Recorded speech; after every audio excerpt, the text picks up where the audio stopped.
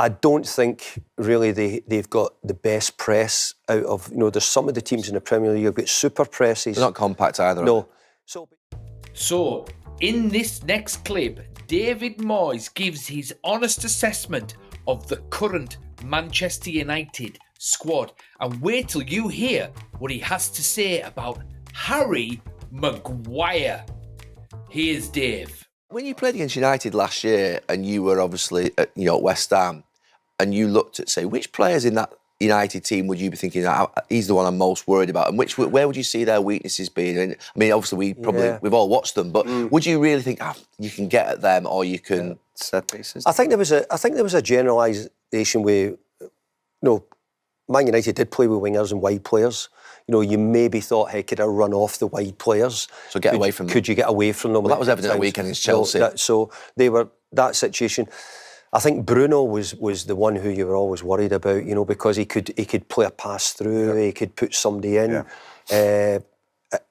Defensively, you always thought, if we get enough of the ball, we've gone there and we've found it difficult to win. But I've got to say, we've also gone there and said, hey, we actually think we've played quite well in some of the games, and we've maybe not won them, but we're challenging probably a team which expected to win. I think defensively, Manchester United, when Harry was in the team, when Harry Maguire was really difficult to deal with Harry Maguire at set pieces. Yeah. He was a monster. Yeah. Both boxes. So you were saying, how are we going to stop Harry Maguire getting on the end of things? And, are we going to keep the ball away from him when we're delivering? But I think we always felt we would have room to play. Old Trafford, big pitch, the feeling of a big area. Yeah. You always thought that you could take the ball against Manchester United and you'd have a chance of playing. Yeah. I don't think really they've got the best press out of, there's some of the teams in the Premier League have got super presses. They're not compact either. No.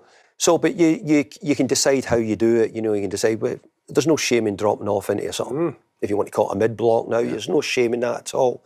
But I just didn't think Man United quite that. But I've got to say that it's still... Everybody still going to win it. But the fear factor's gone though, David, is it? But the fear, you must have had a little more belief than maybe many years ago. I think the players had. I think me, because of my knowledge of it and what was over the years, I used to go to Old Trafford saying, my goodness, can we get out of here alive? Yes. How are we going to get out without getting turned over? Partly because of the crowd, the mentality of the players. But I do believe that the new players who are playing, whether it be Arsenal, West Ham, I think they all believe that they could go and take the ball and have a go at playing here. Yeah. Talk about play.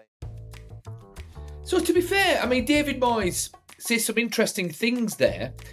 He basically says Harry Maguire is very difficult to play against, and he talks in glowing terms about Bruno Fernandes, and quite rightly too. But with Harry Maguire, that's quite interesting because Harry Maguire is almost a meme. And I always felt as though the Harry Maguire situation with regards to memes was terribly unfair because the problem with Harry Maguire was he cost £80 million and I think he still is classed as the world's most expensive defender, or did Vardiol overtake that? Vardiol might have overtook that, to be perfectly honest. However, he was for a time the world's most expensive defender by a mile. Manchester United paid more for him than what Liverpool paid for Virgil van Dijk. And unfortunately for Harry Maguire, he's not that good of a defender. He's still a good defender. He's still a Premier League level defender. He's still good enough to play for Manchester United. But if you're going to be a world record signing as a defender, people are expecting you to be Rio Ferdinand, Nemanja Vidic, Jaap Stam, that level, and unfortunately he wasn't. However, as David quite rightly talks about in this clip, he was a very difficult player to play against. So, credit for David Moyes to say that. But he also says something else that is very interesting there. See, over the past decade, Manchester United have been a team without an identity on the pitch. Managers have come in and tried to impose their identity, and particularly in recent years with Erik ten Hag, and he was almost there with having the squad, but unfortunately he didn't have the forward players to be able to press, as David Moyes talks about here. He says they couldn't press, and that's right. He didn't have the forward players, and that was his problem. In the end, he couldn't score goals, unfortunately, because he insisted on doing this high press, which I've talked about in previous videos. If he'd swallowed his pride, played on the low block, played on the counter, he had the players for that, he might have lasted a little bit longer, but alas, he didn't. So, yeah, I'm not surprised. And I feel quite vindicated that David Moyes has said that, because I've been saying this for a while. We do have the players for the counter-attack. We do have the players for this new 3-4-3 system that Ruben Amorim is going to implement. So it'll be interesting to see how things move forward there. But this Manchester United squad is a very good squad. There are a lot of talented players here. I do agree with David Moyes. It's just whether or not